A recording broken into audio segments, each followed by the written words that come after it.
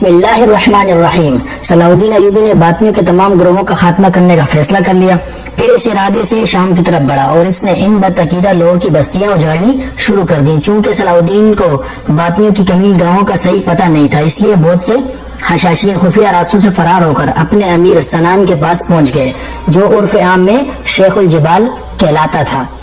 انہوں نے اپنے امیر شیخ الجبال سنان کو صلاح الدین ایوبی کے خوفناک عزائم کی خبر دی تو سنان گھبرا گیا۔ شیخ الجبال نے کبھی سوچا بھی نہیں تھا کہ کوئی مسلم حکمران اس جرأت و بے باکی کے ساتھ حشاشین کو ختم کرنے کے ارادے سے اس کے مضبوط ترین مرکز کی طرف رخ کرے گا۔ اب تک تو یہی ہوتا آیا تھا کہ سنان پہاڑوں کے خفیہ غاروں میں بیٹھ کر اسلامی ریاستوں کے معاملات میں دخل اندازی کرتا تھا اور اپنے آدم خوروں کے ذریعے مطلوبہ آدمیوں کو قتل کرا دیا جاتا تھا۔ آخر طویل غور و فکر کے بعد شیخ الجبال سنان صلاح الدین ایوبی کے حقیقی ماموں شہاب الدین محمود بن تکش کے پاس پہنچا اور التجا کے لہجے میں بولا، تم اپنے بھانجے صلاح الدین کو روکو، وہ ہماری ہلاکتوں اور آبادی کے در پہ ہے۔ شیخ الجبال کی بات سن کر شہاب الدین سوچ میں پڑ گیا۔ شہاب الدین کو ذہنی کشمکش کا شکار پا کر شیخ الجبال نے ایک اور شیطانی چال چلی۔ اس نے 50,000 دیناروں سے بھری ہوئی تھیلیاں صلاح الدین ایوبی کے ماموں کے قدموں میں رکھ دی اور انتہائی عاجزانہ لہجے میں بولا، اگر تم اپنے بھانجے کو اس کے خونی ارادوں سے باز رکھنے میں کامیاب ہو گئے تو میں اس سے کہیں زیادہ رقم تمہاری نظر کروں گا۔ صلاح الدین ایوبی کا ماموں فطرتاً لالچی انسان نہیں تھا، مگر عام انسانوں کی طرح عیش و آسائش کی زندگی گزارنا چاہتا تھا، اس لیے حشاشین کے امام شیخ الجبال کی طرف سے پیش کی جانے والی بھاری رقوم رشوت قبول کر لی اور تیز رفتاری کے ساتھ صلاح الدین ایوبی سے ملنے کے لیے روانہ ہو گیا۔ وہاں پہنچ کر شہاب الدین اپنے بھانجے سے یوں مخاطب ہوا، بیٹے تم اس وقت دو طرفہ جنگ میں مصروف ہو۔ ایک طرف خاندان زنگی کے دو طاقتور افراد سیف الدین اور سلطان ملک صالح ہیں اور دوسری طرف پوری صلیبی دنیا ہے۔ میں اپنے علم اور طویل جنگی تجربے کی بنیاد پر پورے یقین کے ساتھ کہہ سکتا ہوں موجودہ صورتحال کے تناظر میں ایک تیسری طاقت سے الجھنا انتہائی غیر دانشمندی ہے۔ صلاح الدین ایوبی تیسری طاقت کے ذکر پر چونک اٹھا، تیسری طاقت سے آپ کی کیا مراد ہے؟ صلاح الدین ایوبی نے پوچھا، میری مراد حشاشین شام سے ہے، ان کا مذہبی نظریہ ہمارے عقیدے سے کچھ مختلف صحیح، مگر وہ ہیں تو مسلمان، پھر تم خواہ مخواہ ان سے دشمنی کیوں مول لیتے ہو؟ اگرچہ صلاح الدین ایوبی اپنے ماموں کا بہت احترام کرتا تھا، مگر اس وقت اس کے چہرے پر ناگواری کا رنگ ابھر آیا، مگر اس نے انتہائی ضبط سے کام لیا، یہ میرا اور شیخ الجبال کا معاملہ ہے، برائے کرم آپ درمیان سے ہٹ جائیں۔ اپنے ماموں سے گفتگو کے بعد صلاح الدین نے صورتحال کا صحیح اندازہ کر لیا تھا، اس لیے وہ شیخ الجبال اور اس کے آدم خور حشاشین کو سنبھلنے کا موقع دینا نہیں چاہتا تھا۔ 50,000 منتخب سپاہیوں کو لے کر شام کے پہاڑی علاقے کی طرف بڑھا، جہاں باطنیوں کا مرکز موجود تھا۔ شیخ الجبال سنان اپنی زمین 10 بنا گاہ میں مسرور و مطمئن بیٹھا تھا۔ اسے یقین تھا کہ شہاب الدین محمود کو اتنی بڑی رشوت دینے کے بعد اور وہ اس کی جماعت صلاح الدین ایوبی کی یورشیوں سے ہمیشہ کے لیے محفوظ ہو جائیں گی۔ پہاڑوں کے درمیان یہ زمین دوست پناہگاہ دراصل شیخ الجبال کی وہ زمینی جنت تھی جو اس نے اپنے امام حسن بن صبا کی تقلید میں قائم کی تھی۔ پہاڑی چٹانوں کو کاٹ کر ایک بڑا ہموار میدان بنایا گیا تھا، پھر اس پتریلی میدان میں زرخیز علاقوں سے لا کر مٹی ڈالی گئی تھی اور اس طرح ایک انتہائی دلکش سبزہ بنایا گیا تھا۔ حسن بن صبا کی جنت کی طرح شیخ الجبال کی جنت میں بھی دودھ اور شہد کی نہریں بہتی تھی اور ہر طرف خوبصورت عورتوں کی ٹولیاں رہتی تھی۔ یہ وہ عورتیں تھی جو رقص و سرور کے ذریعے شیخ الجبال اور اس کے فدائین کا دل بہلایا کرتی تھی۔ ابھی شیخ الجبال اپنی جنت کے نظاروں میں گم تھا کہ صلاح الدین ایوبی کا برق رفتار لشکر شام کی حدود میں داخل ہو گیا۔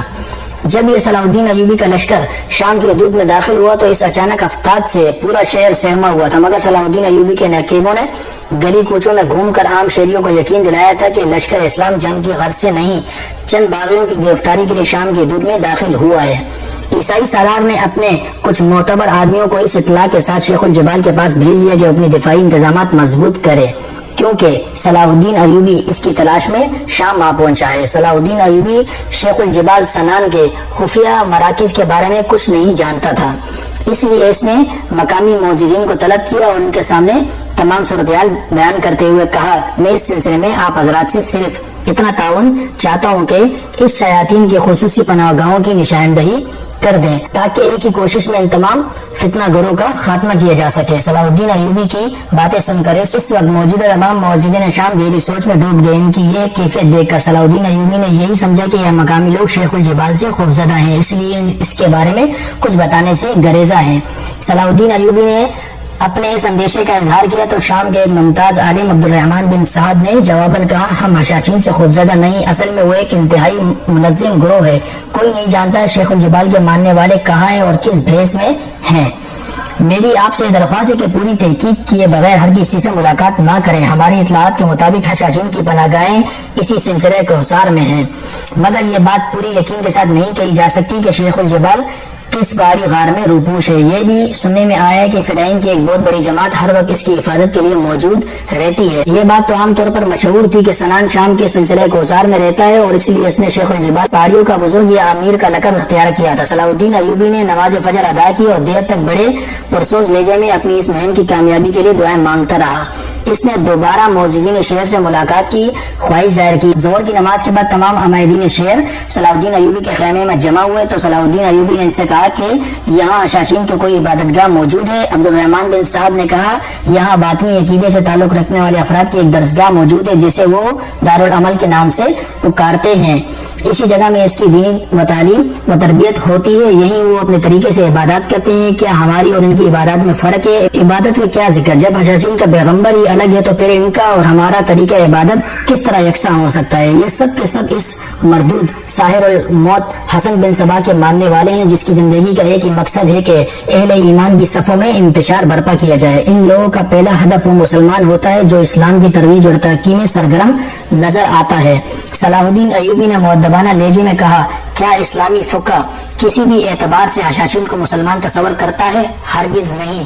عبد الرحمن بن صاحب نے پر جلال اور دو ٹوک لہجے میں کہا ان کا دین اسلام سے برائے نام بھی تعلق نہیں. عبد الرحمن بن صاحب کا فتویٰ سن کر صلاح الدین ایوبی کے ہونٹوں پر ایک آسودہ مسکراہٹ ابھر آئی. عبد الرحمن بن صاحب کے جاتے ہی صلاح الدین ایوبی نے اپنے 50,000 سواروں کا ایک دستہ کچھ مقامی لوگوں کی نگرانی میں حشاشین کی تربیت گاہ کی طرف روانہ کرتے ہوئے سپاہیوں کو حکم دیا دارالعمل کے نگران اور دیگر منتظمین کو فوری طور پر پیش کیا جائے. صلاح الدین ایوبی کے سپاہی حشاشین کی تربیت گاہ دارالعمل پہنچے. تربیت گاہ کے دروازے پر 2 مسلح پہرےدار موجود تھے.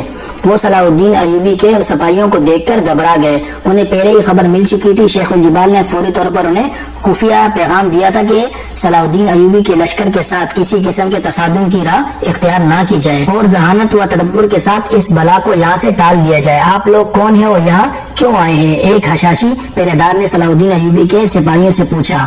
تمہارے اس دارالعمل کا نگران آلہ کون ہے؟ ایک مصری سپاہی نے اس خوبصورت عمارت کی طرف دیکھا. اس کے دروازے پر ایک بڑا اور خوبصورت پتھر نصب تھا اور پتھر پر بہت جلی حروف کے ساتھ عربی زبان میں دارالعمل لکھا تھا. شیخ ابو ریحان اس درسگاہ کے معلم اعلیٰ ہیں. دارالعمل کے محافظ سپاہی نے جواب دیتے ہوئے کہا شیخ ابو ریحان سے جا کر کہو کہ والی مصر صلاح الدین ایوبی انہیں شرف ملاقات بخشنا چاہتے ہیں. ہمارے شیخ کسی امیر یا حاکم سے نہیں ملتے. انہیں یاد خدا کے سوا دنیا کی کسی شے سے کوئی غرض نہیں. اس وقت بھی شیخ اپنی عبادت و ریاضت میں مصروف ہوں گے. ہم میں سے کسی کو اجازت نہیں کہ اس موقع پر ان کی معیت میں خلل ڈالا جائے. اپنے شیخ سے کہو کہ وہ کچھ دیر کے لیے اپنی عبادت موقوف کر دے اور ہمارے ساتھ چل کر والی مصر کی خدمت میں حاضر ہو جائے. دوسری مصری سپاہی نے سخت لہجے میں کہا یہ ملاقات تو ہو کر رہے گی. ہم اہل ایمان کے یہ مزاج نہیں کہ ہم کسی کی عبادت گاہ درسگاہ کے در و دیوار اور فرش کو انسانی خون سے رنگین کر دے. لیکن اگر تم نے والی مصر کے حکم کی تعمیل میں تاخیر کی پھر ہماری شمشیریں با اختیار ہیں. جب شیخ الجبال کے محافظ نے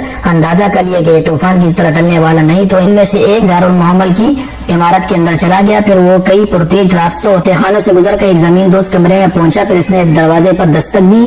اگر آپ لوگوں کو ویڈیو اچھی لگی ہو تو آپ لوگوں نے مجھے کمنٹ کر کے بتانا ہے. ویڈیو کا اگلا حصہ میں آپ لوگوں کے ساتھ نیکسٹ پارٹ کی شکل میں اپلوڈ کر دوں گا. اس طریقے سے ویڈیوز کو اپلوڈ کرنے کا مقصد یہ کہ آپ لوگوں کے انٹرسٹ کو جاننا ہے کہ اگر آپ لوگوں کا اس ویڈیو میں انٹرسٹ ہے تو آپ لوگوں نے مجھے کمنٹ کر کے بتانا ہے اور ویڈیو کا اگلا حصہ میں آپ لوگوں کے ساتھ نیکسٹ پارٹ کی شکل میں اپلوڈ کر دوں گا. السلام علیکم.